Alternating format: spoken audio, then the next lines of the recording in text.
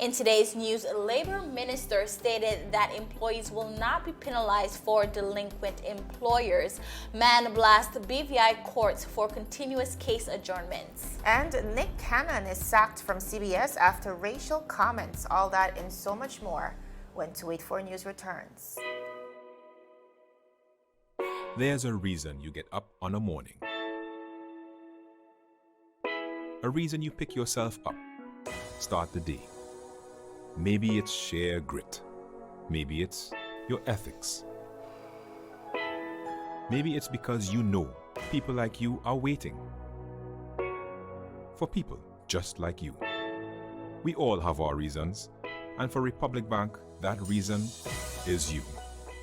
Every little thing, every big thing. It's all about making a difference in your life. Because after 182 years, if it's one thing we're sure about, is that the difference is you. We're here to help. Republic Bank, we're the one for you. A beautiful welcome to everyone joining us today on this beautiful Wednesday. Of course, it's July 15, 2020, and we're so happy to be joining you. My name is Javon Wilson. And I am Kyla Kenesha Forbes. We're heading over the hump, and we are just so happy to be here with you today to deliver your daily dose of news, of course. But starting this newscast now, the Minister of Natural Resources, Labor and Immigration, Honorable Vincent Whitley, he dismissed claims of the government penalizing employees for negligent employers. This was stated on a local radio show which was aired yesterday, July 14th. Now, since the economic downturn caused by the COVID-19 pandemic, many residents in the British Virgin Islands unfortunately have lost their jobs. The government tried to cushion the unemployment effects in the territory by allocating $10 million to unemployment benefits. Now, compensation was based on one's insurable income and up-to-date payments of Social Security contributions. Well, to the surprise of many employees, although Social Security contributions were religiously being deducted from their salaries, the contributions were not being made to the Social Security Board by the employer. Many residents worried that this would now disqualify them from receiving assistance in their time of need. Honorable Wheatley explained that persons were allowed to present pay slips. The employers' pay slips were acknowledged, and the employees' unemployment stimulus was calculated based on the earnings stated on the presented payslip. Honorable Whitley, the minister responsible for labor in the territory, assured persons that they would not be penalized for negligence of their employers. He said the government will take on the burden of going after those negligent employers. Honorable Wheatley assured that the Social Security Board knows of all businesses that are negligent and delinquent, and the government will, and I quote, will go after them. Now, although Honorable Wheatley empathized with employees, in the same breath, he also empathized with some employers. He expressed that, and I quote, it is to his belief that some businesses doesn't pay on purpose. He said not all employers don't pay because they don't want to pay. They simply cannot afford to pay. He continued by saying, and I quote, it is simply something that is on paper. I'm taking $10 out of $90. Here is your $80. There was no money there in the first place to begin with.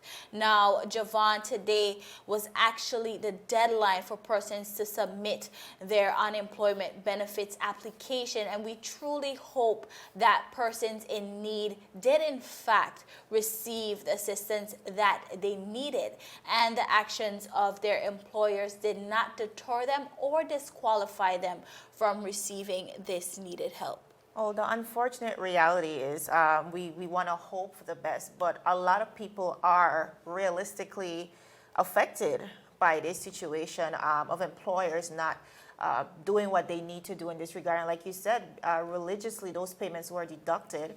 My issue with the Social Security Board is, they're so very strict and stringent on the payouts, and the same pressures are not applied to companies or going after companies, or at least putting things in place to ensure that companies honor their commitments. And it's really alarming, especially since we're living through a pandemic. The minister also acknowledged that 800 persons were denied. 800 out of 6,650 persons who would have applied for assistance were denied. And that is a great number. Yeah. So you have to think about all these things. Also, just on Monday, the governor assented to severance pay now being delayed up until October. So what happens to these people who were laid off? For 7 to 8 months is a pretty long time. Most definitely. So in our decision making, I think we have to be as inclusive as possible. Because I think in this situation, what we're seeing is that the employees are the ones who are really affected. Are really and truly suffering.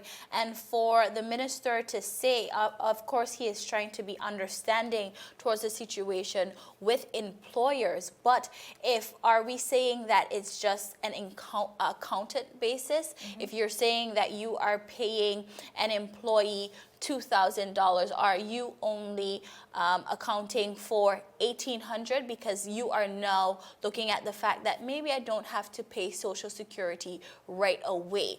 Are we doing proper accounting as businesses? Right. This is definitely a huge problem, and it has only come to light. I think it's something that the Social Security Board have known for a while, Right. but it has come to light now to employees because what have happened with COVID-19, and we definitely cannot continue to move forward like this because a lot of people are hurting. And as you said, some of the decisions that we are seeing coming out of the House mostly affect the employees. Definitely, and it impacts them rather. And we also have to note that, again, of that big number, 6,650 persons, we have a population of about 34,000.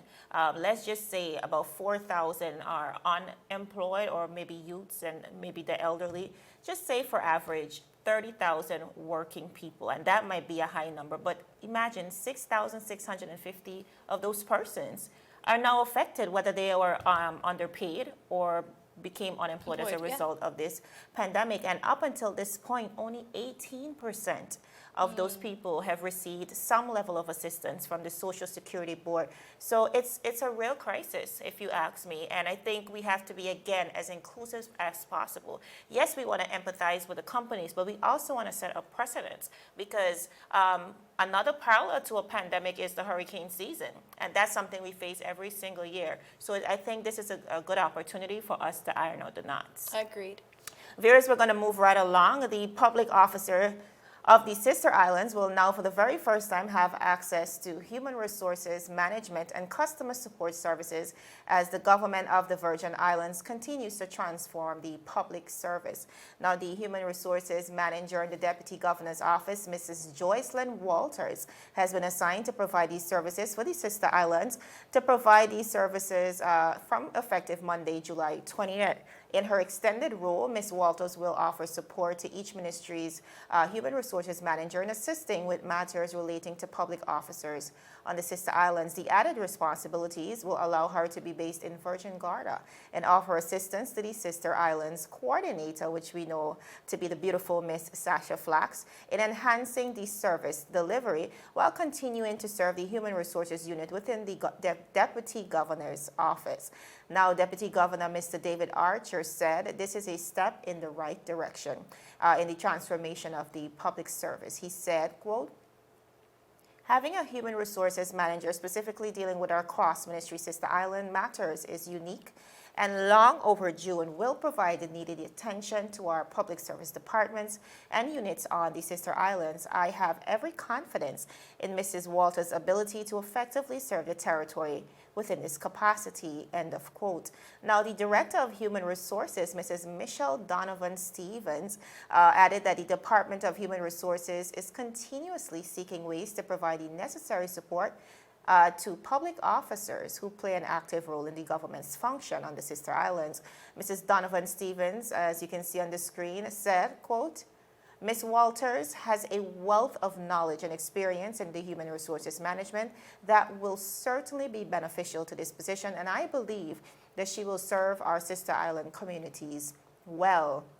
End of quote. Now, Ms. Walters joined the Public Services Department of Human Resources in 1997 after receiving her bachelor's degree in business administration with a concentration in management.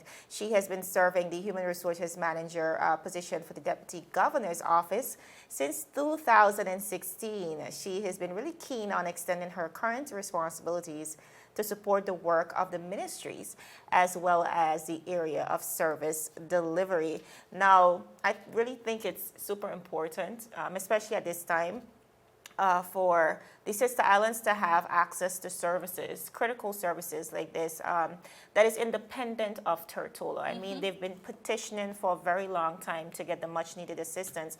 And now if we can look across the board from Ms. Walters now joining the team all the way to two honorables sitting in the House of Assembly, Honorable Shireen Flax Charles as well as Honorable Vincent Whitley. It really speaks to the representation, and of course we cannot forget the amazing stalwart work that is being done by the Sister Islands Coordinator, which is Sasha Flax. So collectively, I think, like the Deputy Governor said, this is a step in the right direction. I do think it's a step in the right direction because I think, as you said, that our sister islands have been needing this attention, and one step at a time, a team is being built just for them, aside from the team here on Tortola, because if we're being honest, sometimes they are missed. So I'm glad to see this step in the right direction. Our viewers is still ahead. A man is now blasting our court system for constantly adjourning his case, and Mr. Nick Cannon, as we all know, was fired from CBS. So you want to hear all about it when we return. In the final analysis, we have two options: stay inside and create memories that will last forever, or go outside and say goodbye to those memories. We're not stuck inside, we're safer inside. The time is now to unite, embrace, and love each other from a distance. Show the world and the people in it just how much they mean to you by keeping your distance. It may be difficult, but necessary. Let's reintroduce humanity and heart to all homes. While we can't enjoy the sun, sand, and sea, let's take this time to remember why we are nature's little secrets. Stay inside, and when it's over, we would all be better, stronger, and we would all still be together. With self-discipline and patience, we can overcome. We are, have been, and will always be VI Strong. A message from your team at 284 Media.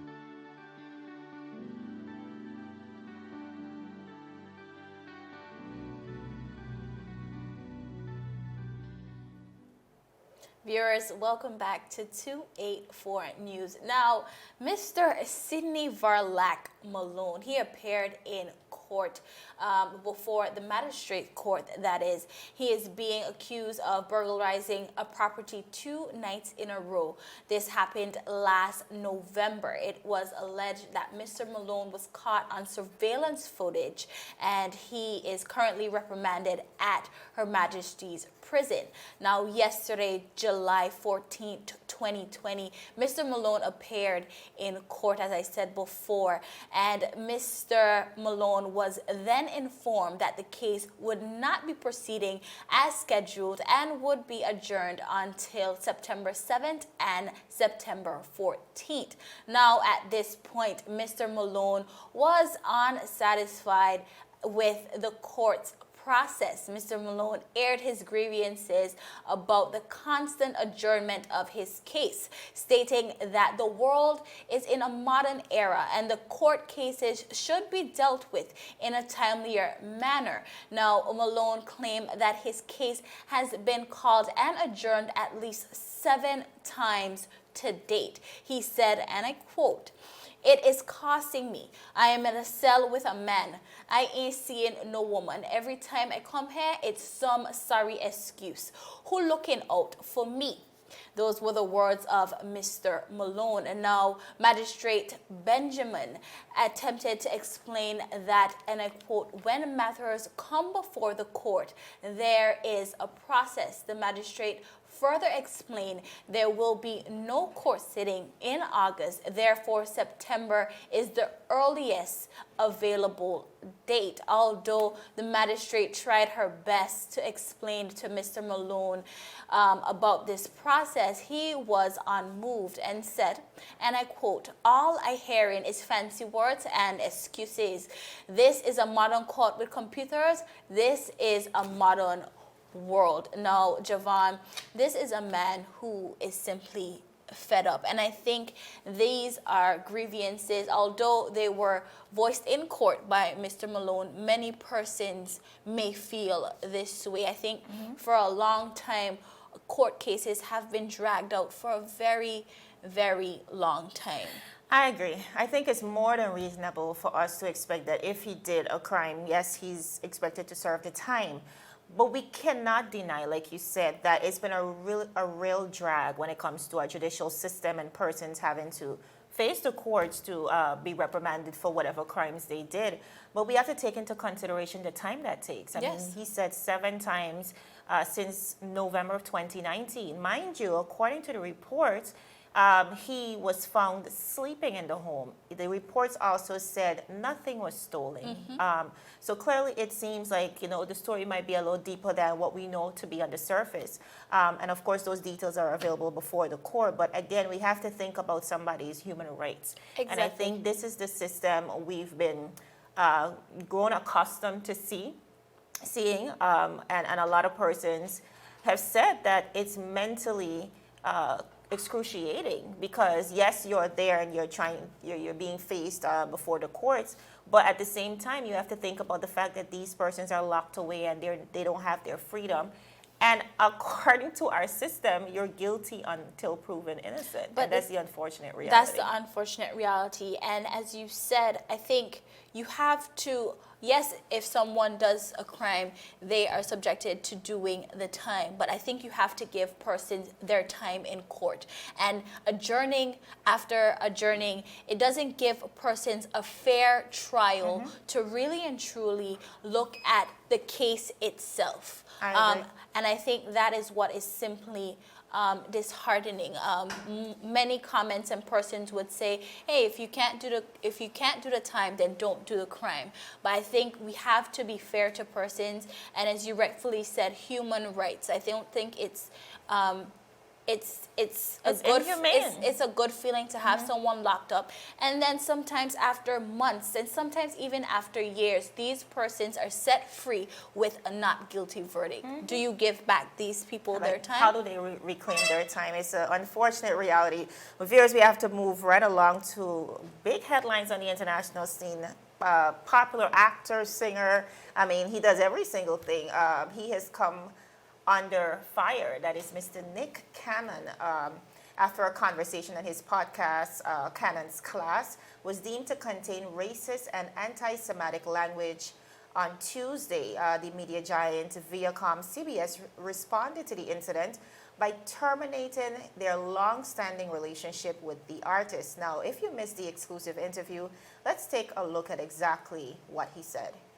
Let's go to what it really is then. When we talk about the power of melanated people, when we talk about who we really are as guys and understanding that our melanin is so powerful and it connects us in a way that the reason why they fear black, the reason why they fear is because the lack that they have of it. So then when you see what, Dr. Francis C. Welsing talked about is that fear in that just genetic annihilation, that deficiency of when you have a person that has the lack of pigment, the lack of melanin, that they know that they will be annihilated. So therefore, however they got the power, they have the lack of compassion. That melanin comes with compassion. Melanin comes with soul. That we call it soul. We soul brothers and sisters. That's the melanin that connects us. So the people that don't have it are and I'm gonna say this carefully, are a little less, and where the term actually comes from, because I'm bringing it all the way back around to Minister Farrakhan, to where they may not have the compassion or the when they were sent to the mountains of Caucasus, when they didn't have the power of the sun, that the sun then started to deteriorate them. So then they're acting out of fear. They're acting out of low self-esteem. They're acting out of a deficiency. So therefore, the only way that they can act is evil. The only way they have to rob, steal, rape, kill, and fight or flight, in order to survive. Exactly. So then these people who didn't have what we had, and when I say we, I speak of the melanated people. Right. They had to be savages. They had to be barbaric. Because they're in these Nordic mountains. They're in these rough, torrential environments. So they're acting as animals. Right. So they're the ones that are actually closer to animals. They're the ones that are actually the true savages. And then they built up such this I don't want to say warrior, but they built up such this conquering barbaric mentality. Now, that was Mr. Nick Cannon via his podcast. Apparently, this happened a few weeks ago, but has been brought to light just recently. Now, clearly, viewers, CBS was not having it. They then proceeded to fire him. In a statement to the public, they said, quote, "While we support the ongoing education and dialogue in the fight against bigotry, we are deeply troubled that Nick has failed to acknowledge or apologize for perpetuating anti-Semitism, and we are terminating our relationship with him." End of quote. But viewers, Nick Cannon is now firing back at CBS. He responded to CBS's decision this morning, saying he is, quote, "deeply saddened that the company misused an important moment for all of us to grow closer together and learn more about one another, and instead he claims it's trying to make an example out of an outspoken black man." He vows not to be bullied or silenced and says Viacom, of course, which is CBS, quote, "does not understand or respect the power of the black community," end of quote. He also said, "I cannot believe that Viacom has such poor counsel that will allow them to make such a divisive decision in the midst of a protest and civil uprising within our current pandemic. Truly an unwise decision." He goes on to say that he hopes his comments could lead to reconciliation and he could, quote, "use this moment to show healing and acceptance," but claims that Viacom has no interest. He also accused the media giant of banning all advertising that supported George Floyd, who we all have come to know that would have died by a police officer kneeling on his neck, and also Breonna Taylor, another black woman who lost her life to police brutality. Nick acknowledged that he has an incredibly successful past with Viacom, including his Nickelodeon days and the creation of Wilding Out, but says the company is now on the wrong side of history. He did apologize. He said, quote, "If I have furthered the hate speech, but also, he said, if I have furthered the hate speech, but also it makes clear that he's also going to fight for full ownership of his billion-dollar Wilding Out brand that he created." And he said, "They will continue to misuse and destroy it without my leadership. I demand that the hate and backdoor bullying cease, and while we're at it, now that the truth is out, I demand an apology." So very strong sentiments coming out of this story with Nick Cannon being fired from CBS. Clearly a huge follow between Nick Cannon. At this point, we are unsure whether he was just fired and of whether the Wilding Out opportunity will continue on CBS. According to reports from experts across the media on the international scene, it was said that Wilding Out was already pulled, so we're not sure what's going to be the status on that. We also know that he is the brain power and the creator of the show. So again, not sure on the details going forward, but here we see a very outspoken black man who is clearly left a really positive imprint on international media, being very racist in his remarks, especially in a time where it's deemed to be very sensitive, and of course seeing the repercussions of a Jewish-owned Viacom CBS. So viewers, we're going to go to a quick commercial break, but we're coming right back with some interesting arrests in the Royal Virgin Islands Police Force and a lot more. So stick with us. I love you, Penny. Run, Forrest, run!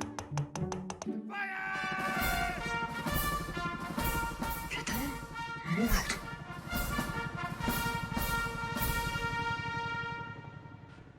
Man, I'm sick of being in this house. I just want to go to the beach for all escuchas manteca y queso. I'm sick of being in this house. Having withdrawals from being stuck in the house for so long? Are you tired of looking at your old photos and daydreaming about your next vacation? Well, BVI Staycation is back, and there's so much to choose from. For more information on upcoming deals, follow us on Facebook at BVI Staycation. Get ready, BVI, for an adventure in paradise. It's time to vacation where we live. Viewers, welcome back to 284 News. Now we're going to delve a bit into the arrest blotter over the last week coming out of the Royal Virgin Islands Police Force. Now, police arrested and charged Tarfan Dagazan, 27 of Fish Bay for theft. She appeared before the magistrate's court on the 7th of July and was sentenced to 3 months at Her Majesty's prison. Police also arrested and charged Mr. Ian Thomas, 53 years old, of Old Plantation, issuing a dishonored check. He was granted bail in the amount of $10,000 with one signed surety to appear before the magistrate's court. Now, police also arrested and charged Mr. Eelston McLean, 51 of King Garden Bay, for criminal damage. He was granted bail in the amount of $5,000 to appear before the magistrate's court soon enough. Police also arrested and charged Mario Rhines Umana, 42 of Johnson's Gut, for criminal damage, failure to provide a specimen of blood or urine, and drunkenness. When in charge of a motor vehicle, he was granted bail in the amount of $5,000 with one signed surety. Now, viewers, police also arrested and charged Mr. Cadero Mills, 22 of Boggins Bay, for the cultivation of cannabis and possession of a controlled drug. He was granted bail in the amount of $3,000 with one signed surety to appear before the magistrate's court. That is it for our Royal Virgin Islands Police Force arrest blotter. A lot going on, but again, we continue to commend the efforts of the police force and, of course, hope that residents can do a little better. We would hope so.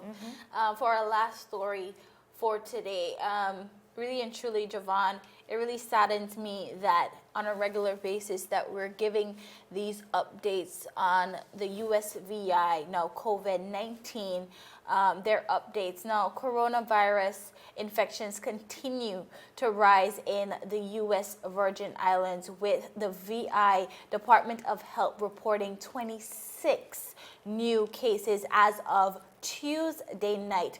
Those 26 new cases are as followed: 16 on St. Croix, 8 on St. Thomas, and 2 in St. John. And now, according to the Department of Health latest infograph, St. Thomas has 117 test results pending, followed by St. Croix with 81 and St. John with 1 pending case, for a total of 199 territory-wide of test results pending. Today, total confirmed cases stood at 243 as of Tuesday night, with 125 active cases, 95 on St. Croix, 25 on St. Thomas, and 5 in St. John. So far, 112 individuals have recovered, according to the Department of Health over in the USVI. Territory-wide, 5,079 tests have been administered, with 4,637 returning negative. The DOH said one case on St. Croix was transmitted through community spread, 2 through close contacts, 1 through travel, and 12 are still under investigation. All 8 in St. Thomas were under investigation as of Tuesday evening, and the latest 2 cases in St. John being transmitted via community spread. Javon, at this point, we're just keeping our neighbors over in the USVI in our prayers because it's a lot. It's a lot. 20, just yesterday, Ron and I spoke about 105 active cases within 24 hours. Within 24 hours, 20 new cases being confirmed. So it's a frightening reality. And again, in such close proximity, these are our family, our friends, our cousins. We also trade with the USVI. So there's constant moving back and forth between the islands. So it's really unfortunate, especially since over 13 million persons have been confirmed with it worldwide, and just about 600,000 deaths. So a lot is happening. Like you said, we just have to continue to keep them in our prayers and hope for the best. Viewers, we are completely out of time. We want to thank you, however, for joining us. My name is Javon Wilson. And I am Kyla Kenesha Forbes. Of course, you can catch us here tomorrow for your daily news update. Have a happy Wednesday, everybody.